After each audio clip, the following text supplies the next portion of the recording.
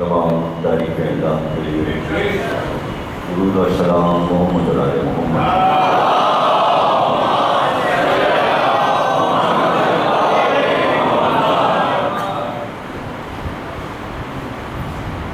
امام بارگاہ تاجمین میں اشرِ محرم کی پہلی تقریب آپ کے ساتھ سماعت فرما رہے ہیں۔ امام بارگاہ کے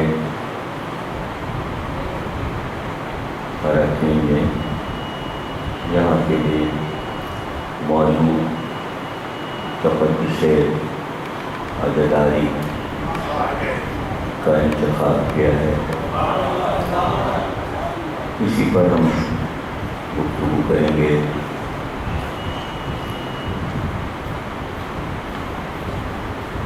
عزاداری اور پھر اس کے ساتھ تقدس کا لفظ، کہ یہ عربی میں ہر اعلیٰ چیز کو احترام والی، عزت، بزرگی، تقدیس، اقدس، مقدس، جتنی بھی ایسی چیزیں ہیں پاکیزہ مقامات، ان کے لیے یہ لفظ استعمال کیا جاتا ہے۔ پاکیزہ کتاب، پاکیزہ گھر، جگہ، روضہ، جیسا کہ حضرت امام رضا علیہ السلام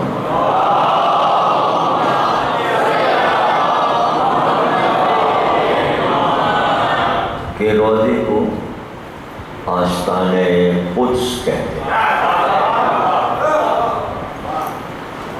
یا ملائکہ کو قدسی کہتے ہیں۔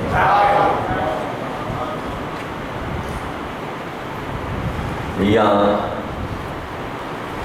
بیت المقدس کا لفظ استعمال، تو یہ لفظ بزرگی کے معنی میں استعمال ہوتا ہے، احترام۔ تو یہاں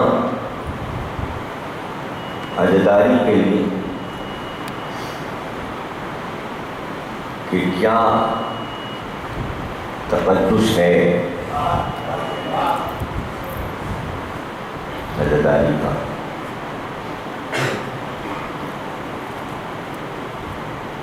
عزاداری خود ایک عمل ہے،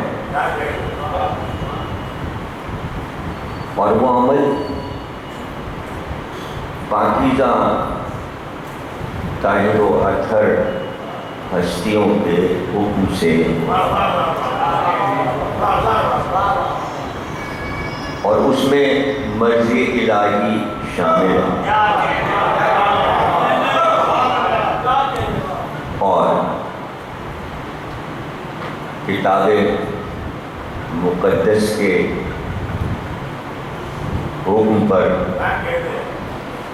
کہ چونکہ وہ کہتا ہے، اس کا وعدہ ہے کہ ہم آنے والی قوموں میں، آنے والی نسلوں میں تمہارے ذکر کو زندہ رکھیں گے،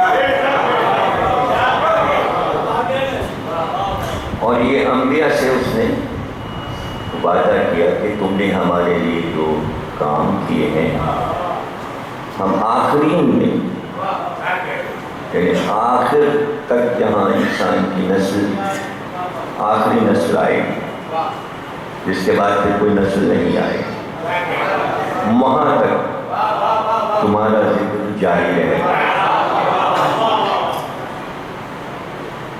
اور ہم سرکار سے وعدہ ہوا ہم آپ کے ذکر کو بلند کر دیں گے۔ سب کے ذکر کے لیے کہا، حضرت نوح کے لیے کہا، حضرت ابراہیم کے لیے، حضرت موسیٰ کے لیے، حضرت ہارون کے لیے، حضرت عیسیٰ کے لیے، کہ ہم تمہارے ذکر کو باقی رکھیں گے۔ یہ اس کا وعدہ ہے انبیاء سے۔ اور سرکار کے لیے کہا کہ ہم آپ کے ذکر کو بلند کر دیں گے۔ تو اگر ہم مختصر کر دیں، اگر طویل بیان گھماؤ پھراؤ سے سمجھائیں تو بہت ہی مزہ آئے گا، کرتے رہیں گے ایسا۔ لیکن اگر ایک جملے میں کہیں تو بہت آسانی سے بچہ تک سمجھ لے کہ جب سرکار سے یہ وعدہ ہے کہ تمہارے ذکر کو بلند کر دیں گے، تو اگر سرکار یہ کہہ دیں حسین و منی وہاں نہ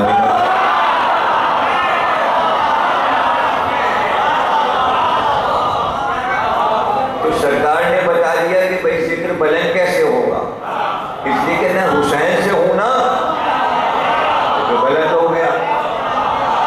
تو اب حسین کی بلندی ظاہر ہو گئی اس حدیث سے، میں حسین سے ہوں، حسین مجھ سے ہے، میں حسین سے ہوں۔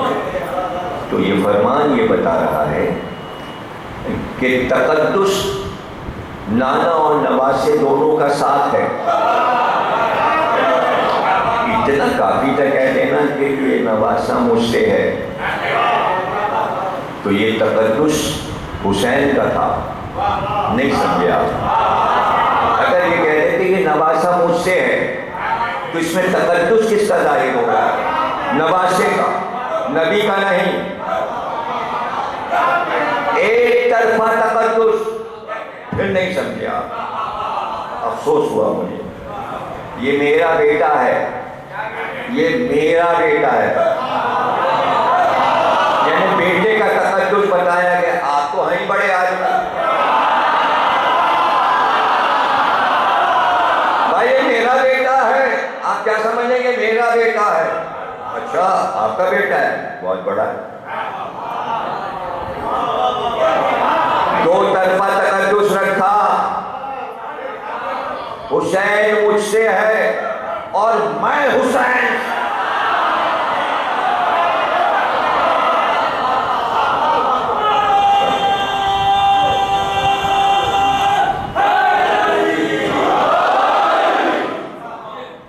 یہ میرا بیٹا ہے، آپ مجھے تو جانتے ہیں نا، یہ میرا بیٹا ہے۔ تقدس کس کا ظاہر ہو رہا ہے؟ باپ کا، میری وجہ سے ہے، مشہور آدمی کا بیٹا ہے۔ بھائی مشہور آدمی سے بہت سے کام اٹکتے ہیں، آپ کا بیٹا ہے، ہم بہت احترام کریں، آپ کا بیٹا ہے۔ ارے آپ بڑے آدمی، آپ سے ہمارے 50 کام ہیں، تو ہم بیٹے کے پیچھے پیچھے چلیں گے، اس کی نالائنیں اٹھا لیں گے، اس کے کھاتے قدم اٹھا لیں گے آپ کو خوش کرنے کے لیے۔ لیکن حدیث تو آگے بڑھ گئی، یہ میرا بیٹا ہے، یہ مجھ سے ہے، نہیں میں اس سے ہوں۔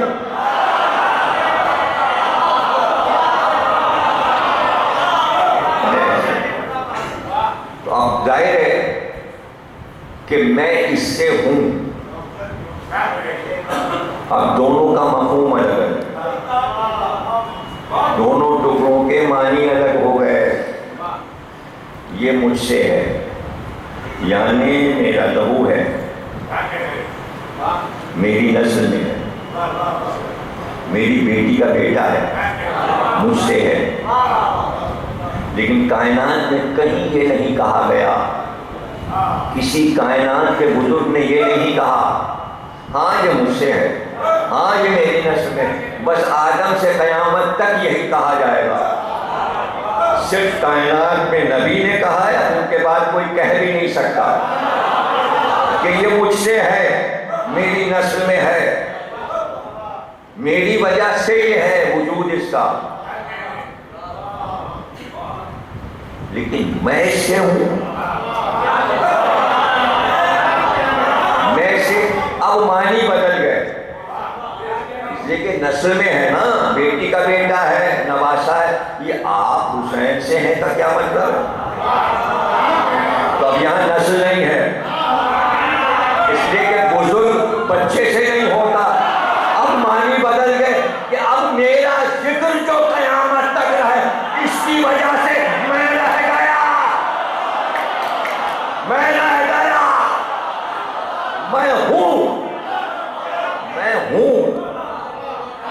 محمد رسول اللہ، اللہ کے رسول ہیں، میں ہوں تو کس کی وجہ سے ہوں؟ اس کی وجہ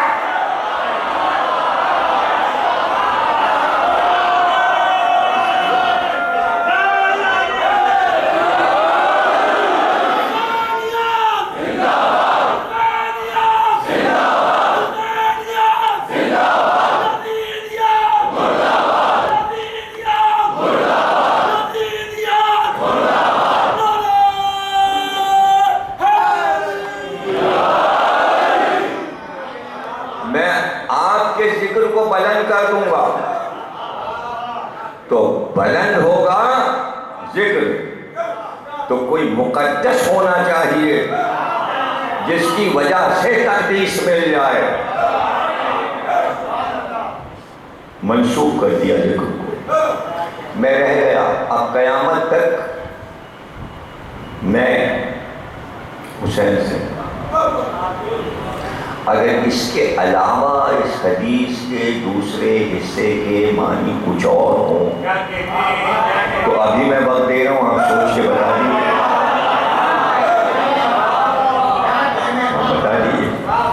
مزید وضاحت اگر آپ چاہتے ہیں تو میں کیے دیتا ہوں۔ ایک بزرگ نے آ کے کہا سرکار سے کہ آپ کی اولاد جسے آپ نے پرورش کیا، پالا، آپ نے اس پر محنت کی، اس کے ساتھ آپ نے مہربانیاں کی، پالا، تو پھر آپ کی اولاد نے بھی آپ کے ساتھ وہی کیا جو آپ نے ان کے ساتھ کیا۔ اچھا آپ یہ سمجھ لیجیے کہ حسن حسین تو بھی چھوٹے ہیں، یعنی سرکار کے وصال تک 7-7.5 برس کے ہیں دونوں بھائی، 11 ہجری تک، تو کہنے والا ذہن میں علی کو رکھ رہا ہے، ذہن میں اس وقت علی ہیں اور بچے بھی ہیں اور شہزادی کی زندگی بھی اس کی نظر میں ہے، اور وہ یہ کہہ رہا ہے، اور یہ سب کو معلوم ہے کہ علی کو کیسے پالا، یہ سب کو معلوم ہے بیٹی کو کیسے پالا۔ نہج البلاغہ میں علی کا خطبہ موجود ہے کہ مجھے اس طرح غذا دیتے تھے جب میں بھوکا ہوتا تھا کہ منہ میں کھجوریں بھر لیتے اور دانت سے پہلے اس کو چھوٹے چھوٹے ٹکڑے بنا کے کھجور کے اندر ہی اندر کترتے رہتے، پھر اس کے بعد وہ جب باریک ہو جاتی کھجور تو لعاب رحم بنا کے اس کو منہ میں گھماتے تھے، یعنی ایک پوری غذا تیار کرتے تھے۔ مولا کہہ رہے جب وہ تیار ہو جاتی بہت ساری غذا منہ میں، تو میرے منہ میں منہ ڈال کے سب میرے منہ میں اگل دیتے۔ تو مولا نے تشبیہ دی کہ جیسے پرندہ اپنے بچے کو منہ میں منہ ڈال کے سارا کھانا اس کے منہ میں اگل دیتا ہے، تو جیسے پرندہ دانہ بھراتا ہے اپنے بچے کو، ایسے رسول نے مجھے غذا دی۔ پھر آگے آپ نے فرمایا کہ میرا سر دھلا کے جب میں مٹی میں کھیلتا تھا تو مٹی جو سر پہ میرے پڑتی تھی تو میرا سر دھلا، پکڑ لیتے مجھے اور سر دھلا پورا نہلا دیتے، میرے اوپر پانی ڈال دیتے، پکڑ کے مجھے میرے اوپر پانی ڈال دیتے، اپنے ہاتھ سے پھر اپنے بنائے ہوئے کپڑے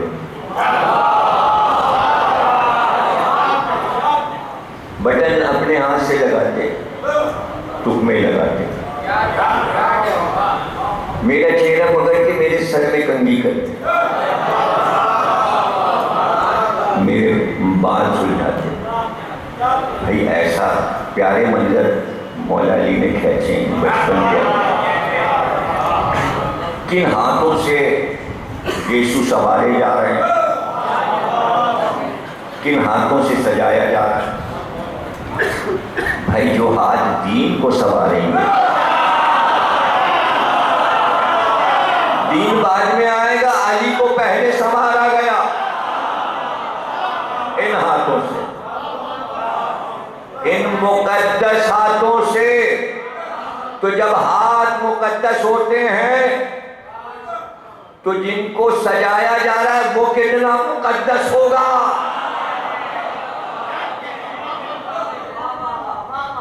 اور پھر مجھے کاندھے پہ بٹھا کے سیر کراتے، صحرا میں لے جاتے، بلند پہاڑیوں پہ لے جاتے، گھماتے کہ سیر کراتے، کاندھے پہ بٹھا کے۔ بچپن سے کاندھے پہ بیٹھنے کی عادت پڑ گئی، یعنی علی کی سواری ہی وہی تھی، بچپن کی سواری۔ اور پھر بتایا جب مجھے نیند آنے لگتی، دیکھتے کہ مجھے نیند آ رہی تو پکڑ کے دونوں بالوں سینے پہ لٹا لیتے اور پھر میں سو جاتا رسول کے سینے پر رخسار رکھ کر۔ یہ جہاں قرآن اترے گا وہ علی کا تکیہ ہے۔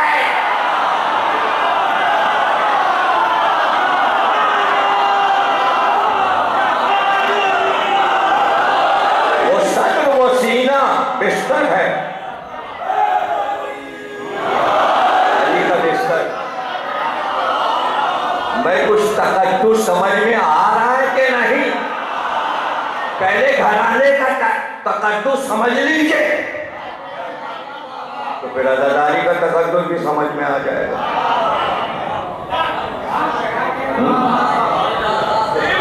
تو اب راوی کیا پوچھ رہا ہے؟ بھائی آپ نے تو بڑی خدمت، بڑی محبت کون کرتا ہے؟ کون کرتا ہے؟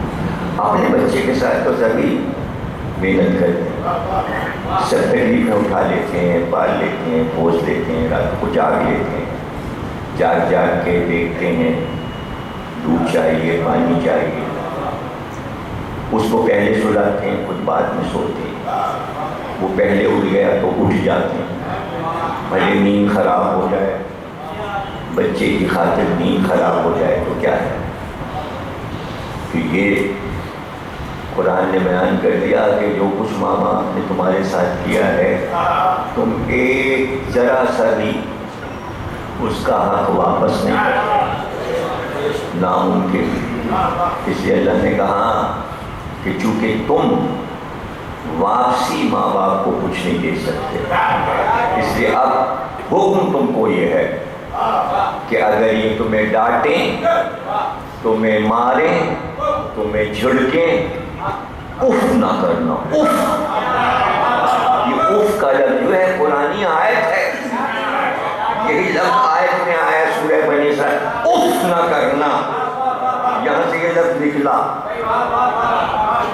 اف نہ کرنا۔ اب یہ اف کیا ہے؟ کسی نے کوئی کام کیا، آپ کو غصہ ہے، اف ہو، یہ تم نے تو کام ہی بگاڑ دیا، تو ہم نے اف کو افو کر دیا بس۔ بہت سے لوگ مطلب شاعرہ میں بولتے ہیں اف، لیکن پیار میں اف کو افو کر دیا۔ اف ہو، یہ کیا کیا، اور ہے بول والی بھی بڑھا دی، اف ہو، اظہار میں شدت آ گئی۔ اف ہو، یہ کیا کیا تم نے، اف ہو، یہ کام ہی تم نے سارا بگاڑ دیا۔ کیا اف ہو سمجھ میں نہیں آ رہا ہے؟ کبھی بولا نہیں آ رہا؟ تو یہ افو جو ہے آپ 10 بار کر لیتے ہیں۔ اللہ کہہ رہا ہے ماں باپ اگر ڈانٹیں اور جھڑکیں تو اف نہ کرنا. اور ان کا تقدس ایسا ہے کہ وہ ہر وقت دونوں شانے جھکائے رکھنا، ان کے سامنے اکڑ کے نہ آنا. ارے جب میں کبھی ماں باپ کا حال پڑھتا ہوں، اکثر پڑھتا ہوں، کبھی ملیک کے اشرے میں، دوسرے میں، پہلے میں بہت پڑھتا ہوں میں یہ ماں باپ کا احترام. میں دیکھتا ہوں کہ ہمیشہ 30-35 سال 40 سال سے پڑھا ہوں، لیکن جب بھی پڑھا تو میں دیکھتا ہوں مجمع کے سروں پہ قائم بیٹھا. کبھی میں نے کسی کو خوش نہیں دیکھا. یقین کیجیے، قسمیاں بتا رہا ہوں، کوئی مجمع ہو، لندن کا ہو، انڈیا کا ہو، پاکستان کا ہو، لاہور کا، یہاں کا، جیسے کچھ یاد آتا ہے. ہم نے تو ایک بار ابا کی بات نہیں مانی اور ہم کہتے ہیں ابا بس آپ تو بکورانے میں چھوڑیے بس اب ان باتوں کو. تو وہ سب باتیں یاد آتی ہیں تو یہ کیا موضوع چھیڑ دیا ہے، یہ بھی کوئی موضوع ہے. ہاں، پتہ چلا ناممکن ہے. اگر احترام ماں باپ میں کوئی کامل ہوتا تو اتنی ڈانٹ مجھ کو دیتا کہ آواز نہ سنائی پڑ. پتہ چلا یہ معاشرے کا ویک پوائنٹ ہے. ٹوٹی رگ پکڑ لی ہے، یہ اماں کا ذکر جو ہے، یہ ابا کا ذکر. اور جتنے اماں اور ابا سن رہے ہیں وہ حیرت سے سن رہے ہیں، کیا ایسی بھی اولاد ہوتی ہے جو اف نہ کرے؟ اور ایک سے ایک باجی میرے بچے ہیں، یہ پڑھ کیا رہے ہیں؟ ارے اسی مجلے میں میرا باجی کہیں بیٹھا ہوگا. ارے مجھے تو ٹیلی فون آئے ہیں، میں کروں کیا؟ اماں فون کر رہی ہیں، یہ آپ کے ساتھ رہتا ہے، ارے بڑا فرعون ہے، اس کو سمجھائیے. اماں بیٹے کو فرعون کہتے. میں نے کہا اماں تمہیں کہہ رہی تھی تم فرعون ہو. تو میں نے پھر اس کی فرعونیت بھی دیکھی.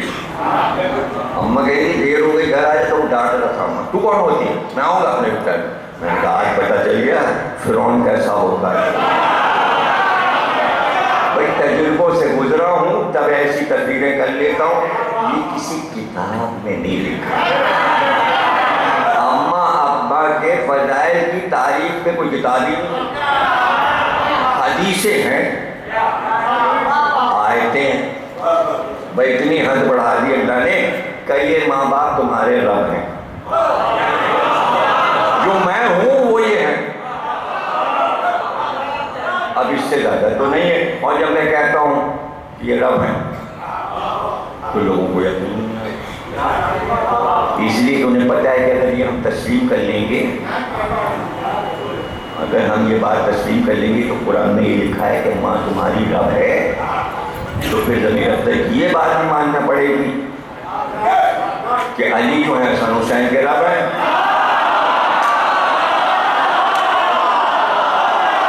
جناب سیدہ حسن حسین کی رب ہے. تو ہم جو مانے، لیکن آیت تو ہے، آیت تو رب یعنی صدیقہ. اچھا یہ والی آیت جو ہے جو آیت امود میں سب پڑھتے ہیں، ترجمہ کسی کو نہیں معلوم. خود ہی رب کے سامنے ہاتھ اٹھا کے کہتے ہیں ہماری اماں ہماری رب ہے. ارے نماز میں اماں کو رب کہہ رہے ہو اور تشہد میں علی پڑھتے ہوئے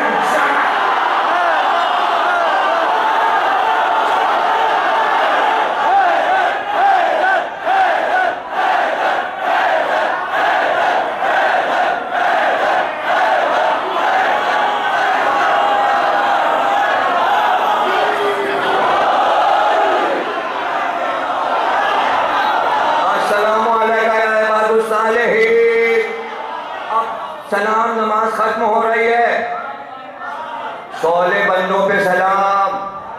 یہ جتنے نمازی بیٹھے ان پہ سلام، تم پر سلام. آخر میں کہتے ہیں مجھ پر سلام. ارے نماز ختم ہو رہی، تشہد میں کہتے تم پر سلام، ہم پر سلام. اور علی کو علیہ السلام کہتے موت آ رہی ہے.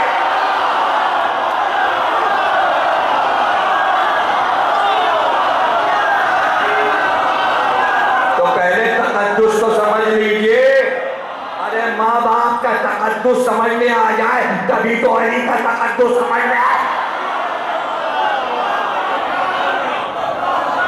یہ تو انٹرنیشنل بات ہے. کوئی صرف شیعہ یا مسلمانوں یا سنی مسلمانوں کے لیے تھوڑی ہے. جہاں ماں باپ ہیں وہاں احترام ہے. احترام اللہ نے بتا دیا. دیکھیں ہمیں بالکل شرم نہیں آتی. ہم کوئی نہیں ڈرتے ورتے نہ. ہم نہیں ڈرتے. ہم تو باقاعدہ کہتے رہیں گے ماں کا احترام باپ کا احترام. اب کسی نے نہ کیا ہو تو ہم اس کے ذمہ دار چھوڑیں. یا کسی کا ایک ارادہ نہ ہو اپنے ماں باپ کے ساتھ نیکی کرنے کا تو ہم کیا کریں. ہم اس کے ذمہ دار نہیں ہیں.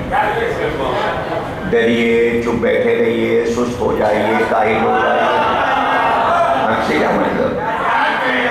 لیکن اف نہ کرنا. اللہ کہہ رہا اف بھی نہیں کرنا. سر کو جھکائے رہنا. اب بس یہ سورہ بنی اسرائیل سے پوچھ لیجیے اس آیت سے کہ جب اللہ نے یہ حکم دیا کہ ماں باپ کے سامنے اے رسول کانوں کو جھکائے رکھو اور اف نہ کرنا تو تاریخ سے پھر مجبوری آ گئی. پھر تاریخ سے پوچھنا پڑے گا کہ سرکار کی آمد سے پہلے ہی ابھی سرکار کی آمد ہو رہی ہے کہ باپ کا انتقال ہو گیا. جناب عبداللہ کو دیکھا ہی اور ابھی 5 سال کے تھے کہ والدہ گرامی بھی چلی گئی. تو وہ وقت ہی ختم ہو گیا کہ جب ماں باپ کا تقدس کرتے اور کاندھا جھکاتے اور اف نہ کرتے وہ رہے ہی نہیں. تو اب سرکار کو یہ حکم کیا ہے کہ ماں باپ کے سامنے کاندھا جھکا دو. ماں باپ تو چلے گئے. پتہ چلا جو ماں باپ بن کر پال لیں ان کا بھی تقدس وہی ہے. اف ان پہ بھی نہ کرنا. تو یہ حکم ملا سرکار کو کہ ابو طالب کے نام پر اف بھی نہ کرنا اور مسلمان ابو طالب کے نام پہ اف وہ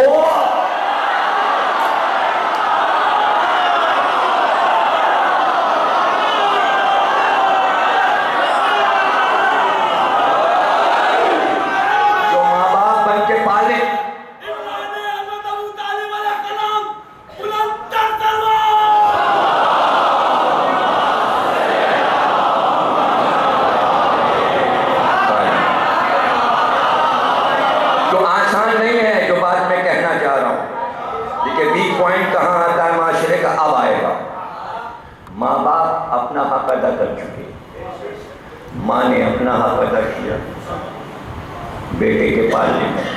آپ دیکھ نہ سکے. آپ اس وقت شعور ہی نہیں رکھتے. آدھی رات کو آپ نے ماں پہ پیشاب کر دیا. کپڑے اس کے خراب ہو گئے. سردی بے انتہا. صبح کی اسے پڑھنی نماز. اس نے اٹھا کے دیوار پہ نہیں مارا کہ حرامزادے میری نماز خراب کر دی تمہیں کمینے. نہیں. کپڑے بدلوائے طاہر کیا پانی گرم کیا بیٹے کا بدن پاک کیا. حالانکہ بچے کا پیشاب پاک کہلاتا ہے. معصوم بچے کا پیشاب 3 بار پاک نہیں ہوتا 1 پانی سے ہوتا ہے. ارے اب فقہ بھی نہیں معلوم. وہ والی فقہ سب کو معلوم ہے. یہ والی جو میں پڑھتا ہوں ایک پانی بچہ 1 پانی 3 بار نہیں. بالغ ہوگا تو 3 ہوگا. وہ پھر خود اس کی اپنی ذمہ داری. ماں کو اللہ نے رحمت نہیں دی. اتنے 3 بار دن میں 10 بار پیشاب کریں. 3 اور 3 10 کو 3 سے کیجیے. بیچاری سیکھی رہ گئی 3 بار پیشاب 3 بار پیشاب. ارے بس 1 پانی ڈالا بس پاک ہو گئے. ماں نے اپنے کپڑے پاک کیے. کپڑے بدلے اور بدل کے بیٹے کے کپڑے بدلوا کے چہرے پہ نظر ڈالی، چھکی، یہاں چوما. اب بچے کی عادت ہوتی ادھر پیشاب کیا اور میں نے یہ کر دیا، اماں میں نے یہ کر دیا.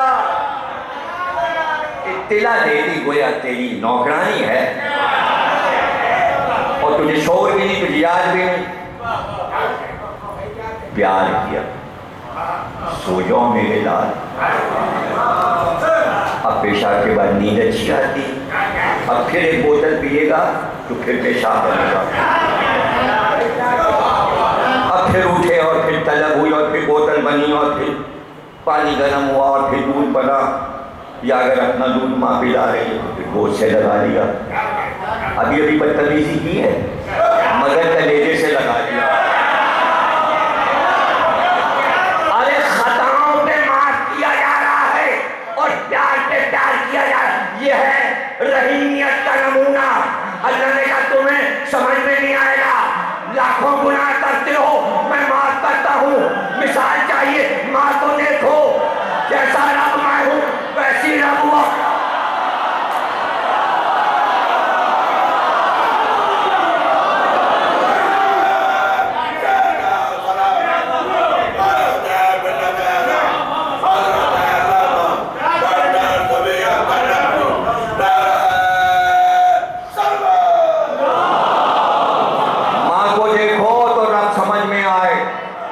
تمہاری خطاؤں پہ ہم معاف کرتے چلے جاتے ہیں، تمہاری خطاؤں پہ ہم سزائیں نہیں دیتے.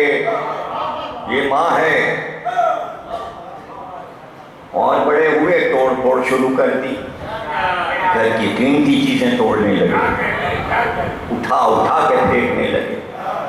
واہری ماں، بیٹے تو قربان سکتے یہ پل جائیں، ان پہ ہزاروں صدقے، تھپڑ نہیں مارے جاتے چیزیں توڑنے پر.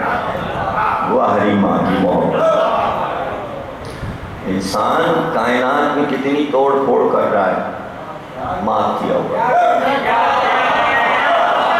ارے روز توڑ پھوڑ ہو رہی ہے، آپ پورا کراچی کھود کے پھینک دیتے ہیں، ساری زمین کھود کے توڑ پھوڑ.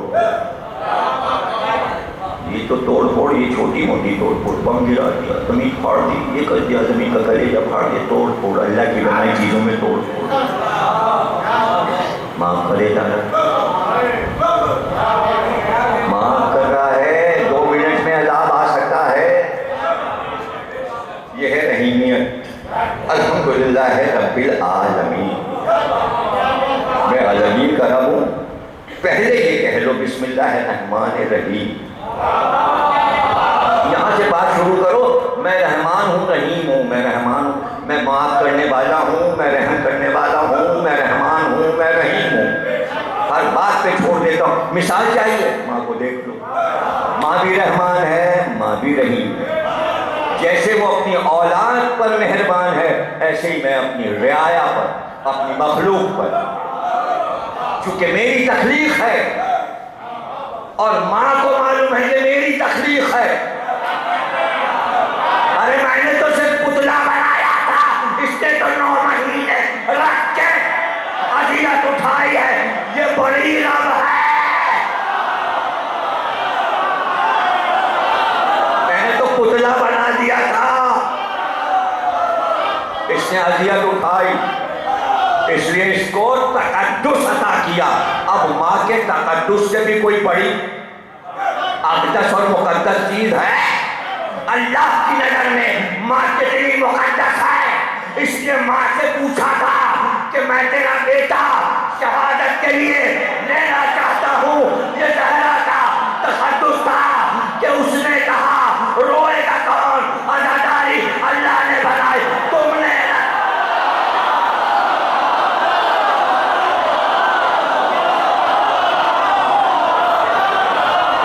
تقدس میں عزاداری بنی ہے. اللہ کا وعدہ ہے میں پیدا کروں گا ایک قوم کو. اب جو اس قوم میں جانا چاہتا ہے وہ اس کو تسلیم کرے، جو اس قوم سے باہر رہنا چاہتا ہے جہنم میں جائے.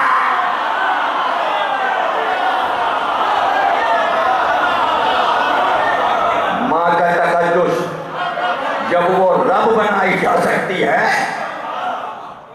تو ایک ماہ کے لیے اللہ پوری عزاداری بنا سکتا ہے. یہ باتیں چھوڑ دو، ایران میں بنی، عرب میں بنی، کہاں بنی اور یوں بنی عزاداری اور یہ ہوا. اللہ نے بنائی. اللہ اس کا خالق ہے، عزاداری بنانے والا اللہ ہے. اگر قدرت اس کی مہربان نہ ہوتی تو کائنات میں کوئی چیز اس طرح نہیں مٹائی گئی جس طرح عزاداری کو مٹایا گیا. مٹا لیا، وعدہ اس کا ہے، ایک ماہ سے وعدہ ہے. کیا چاہتے ہو؟ عزاداری کو بند کر کے چاہتے ہو کہ اللہ ایک ماہ سے شرمندہ ہو جائے؟ اس سے بڑا جملہ نہیں ہے. اللہ کو شرمندہ کرنا چاہتے ہو؟ اللہ کے وعدے کو چھٹانا چاہتے ہو؟ ماں سے اللہ کا وعدہ ہے، ہم ذکر بڑھائیں گے تیرے بیٹے کا، تم گھٹانا چاہ رہا ہو تو گھٹا کے دیکھ لو، تو پھر اللہ سے ٹکر لے لو.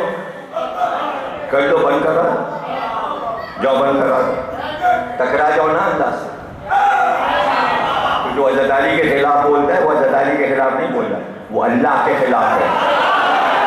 وہ شرک کر رہا ہے. اس سے بڑا کوئی مشرک نہیں ہے جو عزاداری کے خلاف بات کرے. سب سے بڑا مشرک وہ ہے، اس لیے کہ اللہ سے ٹکرا رہا ہے. اور بیکار ہے ٹکرانا اس سے.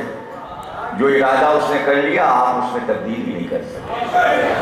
عزاداری اس کا ارادہ ہے، ارادہ ہے. تو اتنی محنتوں کے بعد اولاد پروان چڑھی. اب پہلے حصے میں تو آپ کو بہت بولنا چاہیے تھا، دوسرے میں چپ ہو جائیے گا. اب میں آپ سے پوچھتا ہوں، اتنی محنت ماں باپ بچے کی پرورش پہ کرتے ہیں، اپنے کو ہلاکت میں ڈال دیتے ہیں. آپ نے ریٹرن کیا دیا ہے ماں باپ کو؟ ہے کسی کے پاس جواب؟ نہیں. اور اگر کوئی ریٹرن کر دے تو اس کا رتبہ اللہ کیا بڑھا دیتا ہے؟ 7 افراد تھے، 7 افراد تھے اصحاب کہف. بادشاہ کے ڈر سے، چونکہ توحید پرست اور وہ اپنے کو بادشاہ خدا کہتا تھا، اس سے ڈر کے بھاگے، پہاڑ میں چھپ گئے. اللہ نے ان کی حفاظت کے لیے پہاڑ کا ٹکڑا گرا کے دہانے کو بند کر دیا. سوتے رہے، سوتے رہے، سوتے رہے. 300 سال کے بعد آنکھوں میں 300 سال سوتے. یہ کوئی تاریخ کا قصہ تھوڑی ہے. 18واں سورہ ہے قرآن کا، سورہ کہف. اللہ کی کتاب میں ہے، ورنہ آپ کو جھٹلانے میں کہتا جھٹلانا.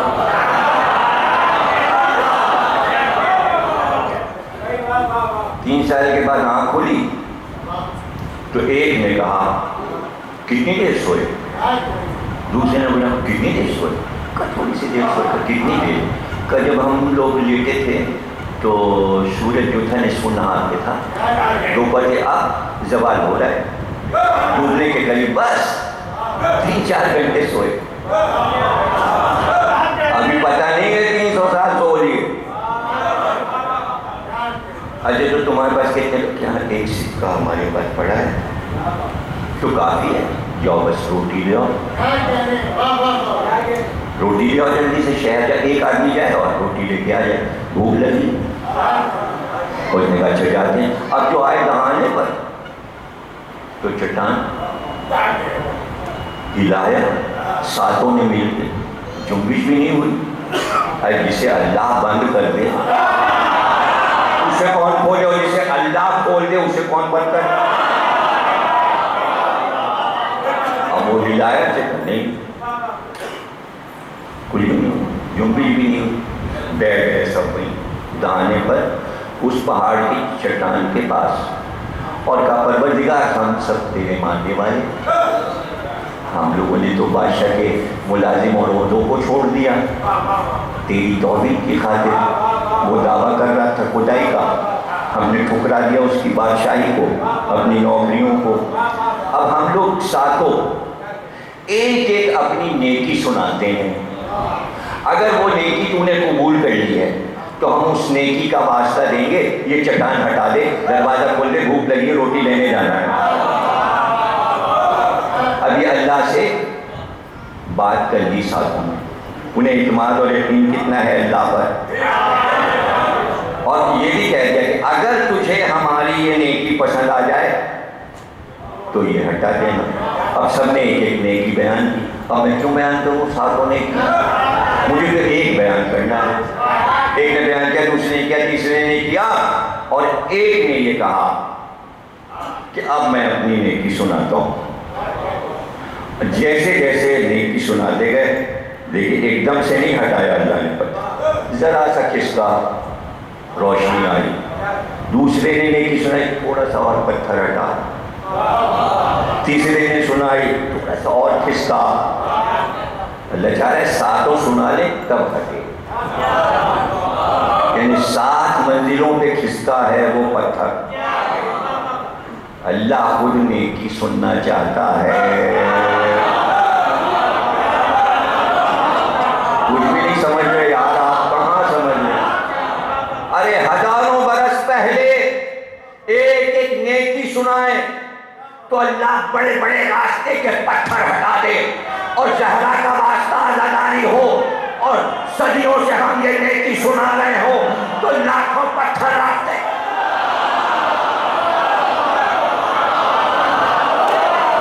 تو کیا اللہ یہ نیکیاں نہیں سن رہا؟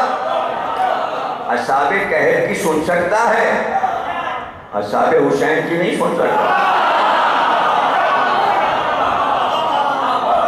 اور اصحاب حسین ہونا تو بہت دور ہے۔ ہم کس کے اصحاب؟ ہم اصحاب عزاداری ہیں۔ اصحاب کے معنی ہیں دوستدار، ہم عزاداری کے دوستدار ہیں، تو ہم بھی پتھر ہٹا سکتے ہیں، لیکن شرط یہ کہ پتھر اللہ کا گرایا ہوا ہو، ہٹا کے ہم دکھا دیں گے۔ انسانوں کے پتھر سے ہم سے کوئی مطلب نہیں، وہ پتھر بازی انسان کرتا رہتا ہے، مٹی سے بنا اور پتھر چلاتا ہے، بس زمینی چیزیں پسند ہیں، آسمانی چیزیں نہیں۔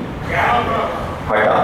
اب ایک نے شروع کیا کہ پروردگار ایک نیکی مجھے یاد آ رہی ہے اپنی، اگر وہ تجھے قبول ہے تو اس پتھر کو تھوڑا سا اور ہٹا دے تاکہ ہم اس میں سے نکل سکیں۔ ہمارا باپ بیمار تھا اور اس کی سانسیں چل رہی تھیں اور بہت زیادہ عاجز تھا، کبھی غش آتا اور کبھی جاگ جاتا۔ تو میں نے جھک کے پوچھا، بابا کچھ کھانے کو دل چاہ رہا ہے؟ تو میرے باپ نے کہا، بیٹا کہیں سے انگور مل جاتے، انگور کھانے کو دل چاہتا۔ میں نکلا اور پورے شہر میں جگہ جگہ انگور ڈھونڈے، ایک جگہ انگور مل گئے، میں لے کے آیا۔ جب میں لے کے آیا تو دیکھا میرے باپ انتظار میں سو چکے، تو میں وہ انگور لے کر باغ کے سرانے سامنے کھڑے ہو کر انتظار کرنے لگا کہ اگر میں یہاں سے ہٹ گیا اور انہوں نے پکارا اور مجھے دیر ہو گئی تو میں گنہگار ہو جاؤں گا۔ پوری رات میرا باپ سوتا رہا اور پوری رات میں انگور لیے انتظار میں کب آنکھ کھل جائے۔ میں نے جگایا نہیں، میں نے نیند خراب نہیں کی، بلکہ میں ہاتھوں کو جوڑے کہ میرے باپ کب آنکھیں کھولے اور میں انگور کھلاؤں۔ پروردگار اگر تیری نظر میں نے اپنے باپ کے ساتھ نیکی کی ہے تو اس پتھر کو ہٹا دے۔ پتھر ہٹ گیا۔ بھئی اللہ نے بتا دیا کہ یہ نیکی تمہاری قبول ہے۔ ایک نیکی نہیں سمجھا، کون کہہ رہا ہے ماں باپ سے کروڑوں نیکیاں کرو؟ ایک ایسی نیکی کر جاؤ کہ جسے اللہ قبول کر لے، بہت ہے، بہت ہے۔ اور اگر نہ کر پاؤ، اگر نہ کر پاؤ تو پھر کیا ہوگا؟ تو پھر ایک اور ترکیب بتائی، مر گئے ماں باپ، نیکی نہیں کر پائے، اب کیا کریں؟ اب کہاں ہو جب چوریاں چپ گئی تھے، مسل مشہور ہے. اب کیا ہوتا ہے, چڑیاں تو کھیت چگ گئی, ہم دیر میں آیا کیا کھیت چگ گیا, تو اب کیا کریں؟ رمی رفتہ نے آپ بتایا جب ہم ابا زندہ تھے تب اگر یہ تکلیف کرتے تو ہم روز نیکیاں کر لیتے. اب تو بری گیا. نہیں, ابھی بھی کوئی وقت نہیں گیا. وقت ختم نہیں ہوتا. اللہ آسان بتاتے کہ بھائی آدم سے بنے ہو نا, ابو البشر ہے نا, تم آدم سے پیدا ہونا, تو آدم تو سب کے باپ ہیں. اب بھی بات سے بات نکلتی, ہر آدمی کے 6 باپ ہوتے ہیں. کیسی قسم کی باتیں کبھی رکھنا نہیں, جو منہ میں آتا ہے پڑھ دیتے. ارے یہ ہمیں 5ویں کلاس میں پڑھایا گیا تھا, ہمارے استاد نے پڑھایا تھا 6 باپ ہوتے ہیں. ایک باپ جس سے پیدا ہوا, ایک. دوسرا باپ بیوی کا باپ جسے کہتے ہیں خسر, اور گرایا تو خے ہٹایا سین ہٹایا. خسر کے بجائے خے کی جگہ سین لگا لی. 2 سینے اس کا, وہ بھی بات ہے. جس نے بسم اللہ پڑھائی, جس نے قرآن پڑھایا, جس استاد نے پڑھنا سکھایا,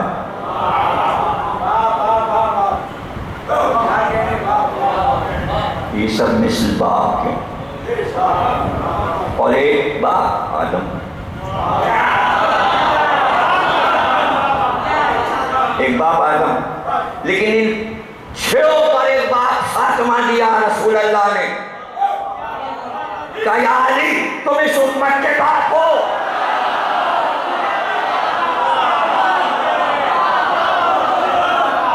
کافی تھا امت کے باپ ہو, نہیں, اللہ نے کہا آدم کو مٹی سے بنایا, یہ ابو تراب ہے, یہ آدم کا بھی باپ ہے, تاکہ ہر انسان پہ علی کا احسان ہو جائے.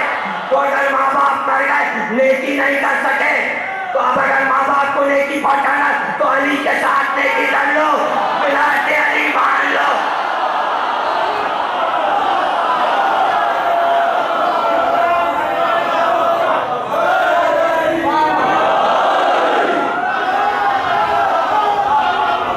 ابھی بھی وقت نکلا نہیں, امت علی کا حق ادا کر دے. ماں باپ کا حق ادا ہو گیا, اور ماں باپ کے ساتھ نیکیاں کر بھی ڈالو تو ماں باپ وہاں بخشوانے نہیں کھڑے ہوں گے. علی کے ساتھ نیکی کا فائدہ یہ ہے کہ اس نے مجھے اپنا باپ سمجھا, گواہی دیں گے قبر میں بھی اور محشر میں. وعدہ ہے علی کا, وعدہ ہے علی کا.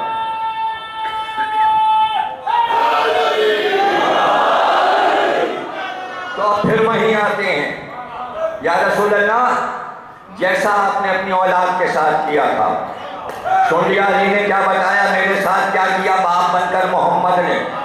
اب اس نے کہا جو کچھ آپ نے اپنی اولاد کے ساتھ کیا, اولاد نے اس سے بڑھ کر آپ کے ساتھ کیا.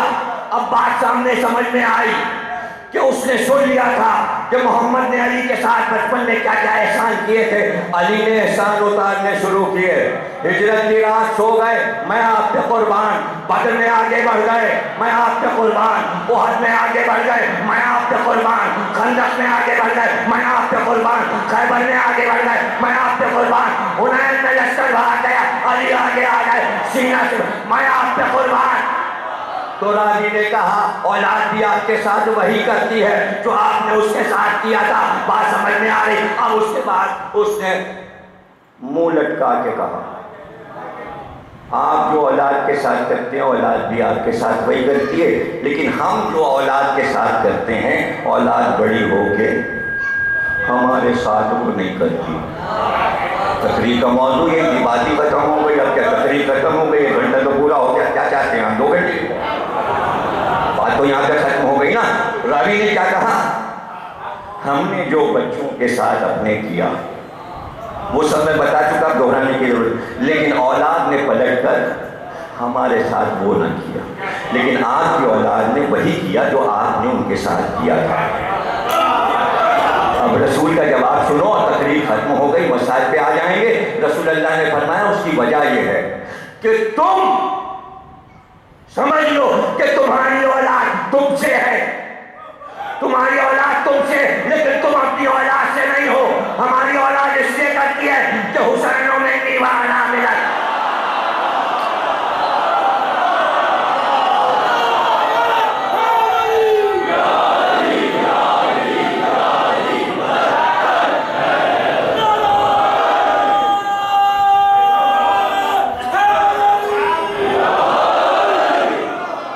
حدیث کے معنی سمجھ میں آ جانا چاہیے،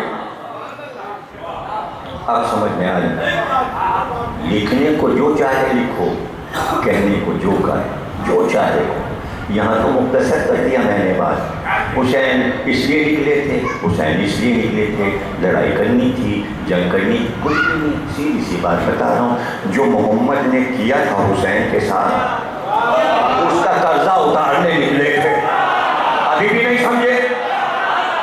کانڈوں پہ چڑھایا تھا، اونٹ بنے تھے، عید کے دن کپڑے منگوائے تھے، نہلایا تھا، دھلایا تھا، سینے پہ سلایا تھا۔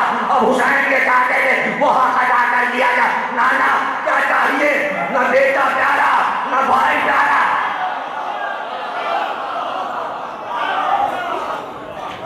عورتوں کو بھی لے کے جا، بچوں کو بھی لے کے جا۔ اب سمجھ میں آیا؟ حسینوں میں نیوانا من الحسین۔ تو یہ جو پیار کے سارے شاہکار دکھائے تھے نبی نے، کہ خطبہ روک کر حسین کو گود میں لے گیا، ممبر پہ بٹھا دیا، کبھی حسین کو گرنے نہیں، حسین کی فرمائش سے انکار نہیں کیا۔ اونٹ بن جائیے، اونٹ بن جائے، مہار چاہیے تو زلف ہاتھ میں دے، کاندھوں پہ چڑھا لیا۔ ہرنی کا بچہ چاہیے تو ہرنی کا بچہ مانگا۔ جو کہیں حسین، یہ کیوں ہو رہا ہے سب؟ اس لیے کہ ان کا اللہ جب ان سے سب کہے گا اب یہ دے دو، اب یہ دے دو، تو کسی چیز پہ انکار نہیں کریں گے۔ لیکن یہ منزل تو بہت کڑی تھی، کڑی منزل تھی، کہ یہ بھی پوچھا گیا تھا، بہن کے سر سے چادر چھین لی۔ یہاں تو حسین چپ ہو گئے، تو انتظار میں کائنات کی دھڑکنیں رک گئی تھیں کہ حسین کا جواب کیا آئے گا، ہاں یا نہیں۔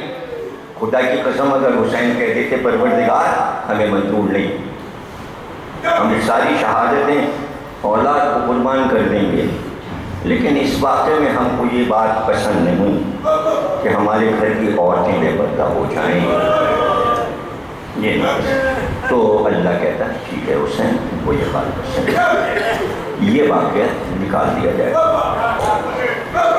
مگر وہ حسین تھے جنہوں نے سچا عشق کیا تھا اللہ سے۔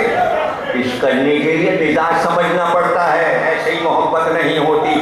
دعویٰ کر لو کہ اہل بیت سے محبت ہے، پہلے اہل بیت کا مزاج تو سمجھو، محبت کے تقاضے کیا ہیں۔ حسین کو معلوم ہے محبت کا تقاضا کیس ہے، وہ سوال کیا کائنات میں جو کوئی نہیں کر سکتا تھا، کرانا یہ بتائیے کہ واقعہ ہوگا کب، میری زندگی میں ہوگا یا میرے بعد ہوگا؟ تو نانا نے کہا نہیں، تمہاری زندگی میں نہیں، یعنی تم اپنی آنکھ سے نہیں دیکھو گے۔ تو حسین نے کہا پھر منظور،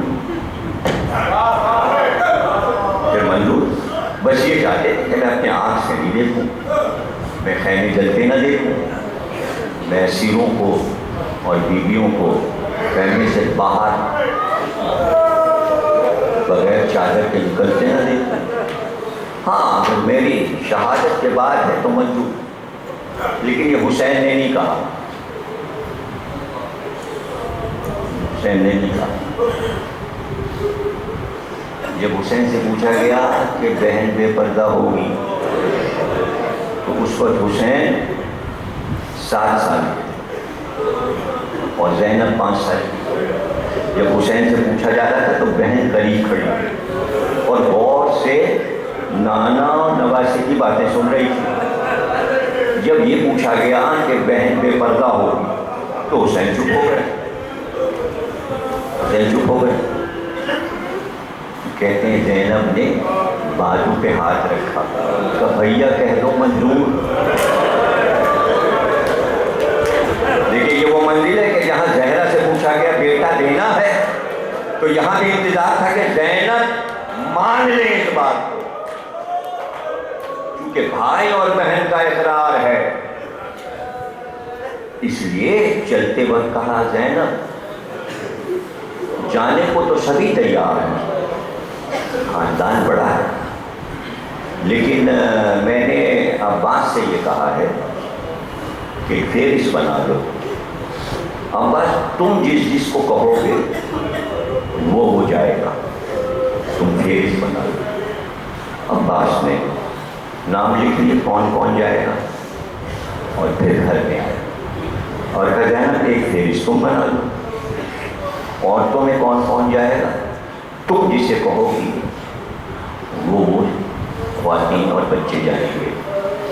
ایک فہرست عباس نے بنائی اور ایک زینب نے بنائی.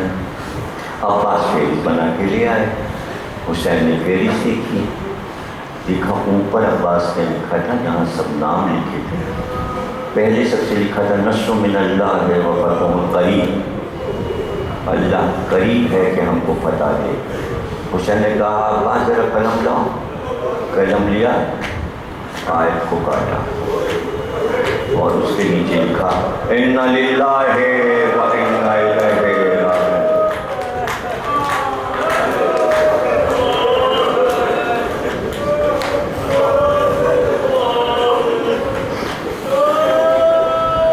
فہرست بن گئی نا، تو اب کون کون جائے گا طے ہو گیا. اور پھر سنان کوفی کہتا ہے کہ میں اپنا قرضہ لینے کے لیے مدینے آیا ہوا تھا، ایک شخص پر کچھ میری رقم قرض تھی تو وہ لینے آیا. اتفاق سے میں محلے بنی ہاشم سے گزرا تو میں نے بڑی چہل پہل دی، سپاہیوں کی طرح لوگ کمر میں تلواریں لگائے، کوئی ادھر جا رہا ہے، کوئی کناتیں لگائی جا رہی ہیں، پردے لگائے جا رہے ہیں.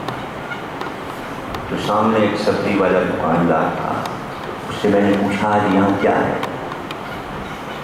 کہ تم نئے آئے ہو کیا مدینے میں؟ مدینے کا مالک ہمارا بادشاہ شہر چھوڑ کے جا رہا ہے اور اکیلا نہیں جا رہا ہے، پورا خاندان جا رہا ہے، بچے جا رہے ہیں، عورتیں جا رہی ہیں، بڑا ذریعہ ہے. اور تم چونکہ نئے آئے ہو تم کو پتہ نہیں کہ بنی ہاشم کی سواریوں کی شان کیا ہوتی ہے، یہی ہمارے ساتھ بیٹھ جاؤ اور پھر دیکھتے رہنا کیا ہوتا ہے. اس لیے اس روایت کا راوی سنان کوفی ہے اور وہ کہتا ہے کہ کناتیں لگی، پردے لگے محلے بنی ہاشم کے باہر اور عصمت سرا کا پردہ پڑا ہوا تھا، جس سے کہا گیا کہ حسین کا گھر ہے. اور ہم نے دیکھا کہ کرسی لا کے رکھی ہوئی، حسین برآمد ہوئے، کرسی پہ تشریف فرما ہوئے اور جو آتا ہے ادب سے چھپ کر حسین سے بات کرتا ہے. اور ہر آنے والا جب آتا ہے تو ایک ناکہ آتا ہے، عصمت سرا کے سامنے رکتا ہے، اس پر پردے پڑے ہوئے، اور پھر ایک جوان بڑھتا ہے، اونٹ کو بٹھاتا ہے، پردہ عصمت سرا کا ہٹتا ہے، کنیز آگے آگے آتی ہے اور وہ بھی سوار ہوتی ہے. ایک جوان اس کا بازو تھامتا ہے، ہماری میں بٹھاتا ہے، ایک کنیز آگے بڑھتی ہے، وہ بڑھ کر اس بیوی کی نالین اٹھا لیتی ہے، پھر نالین کو لے کر وہ اپنے سینے سے لگاتی ہے اور پھر دوسرے ناکے میں اس کے پیچھے وہ کنیز بیٹھ جاتی ہے اور وہ بتاتا جاتا ہے تمہیں پتہ ہے یہ کون بیوی سوار ہوئی؟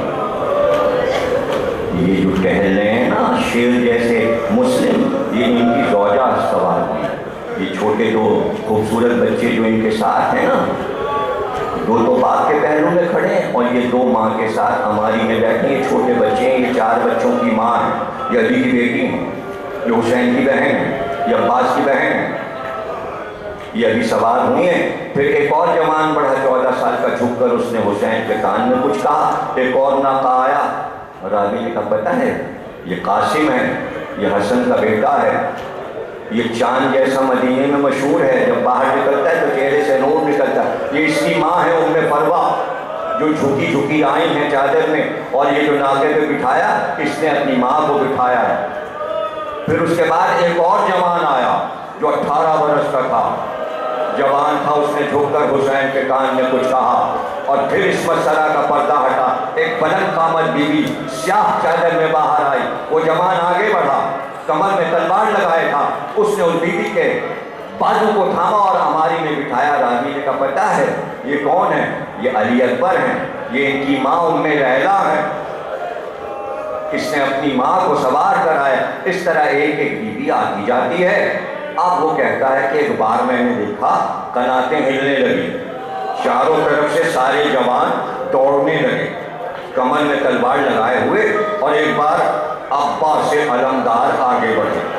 پہلے انہوں نے چاروں طرف طواف کیا، ایک ایک گلی میں گئے اور پکار پکار کر کہتے گئے اگر چھت پر کوئی بچہ بھی چڑھا ہو تو ہٹ جا،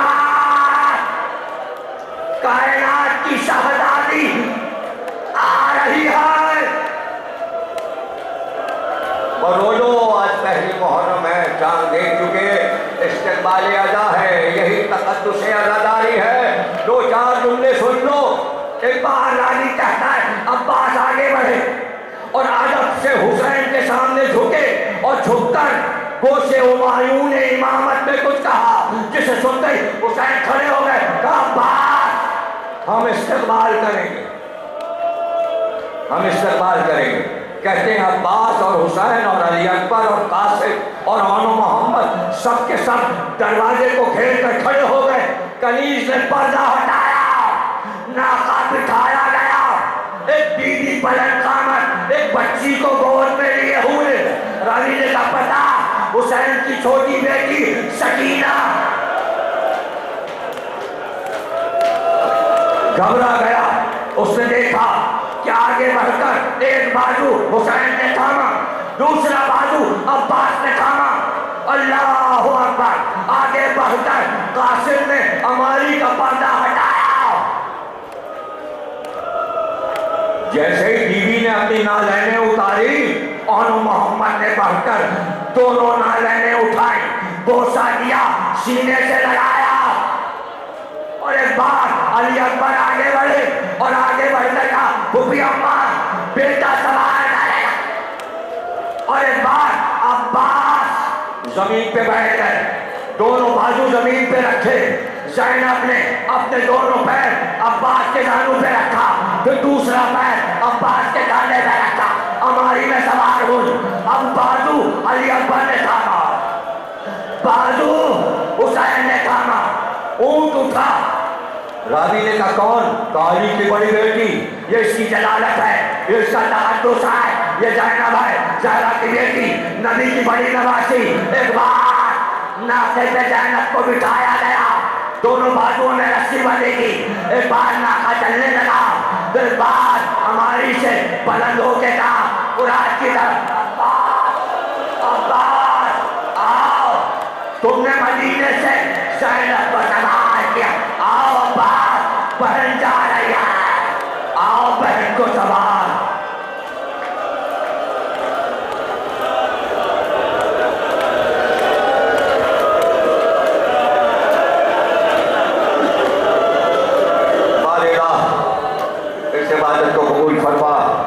ہمیں کوئی غم نہ دینا سوا کہ حسین کے بعد کے محمد اور عالم، یہ جو بیمار ہیں کو شفا عطا فرما، پروردگار جنت البقیع کو تعمیر فرما، معصومین کے روضوں کی حفاظت فرما، پروردگار جو حج زیارہ سے مشرف ہونا چاہتے ہیں، زیارہ سے امام زمانہ کا ظہور فرما، ظہور میں تعلیم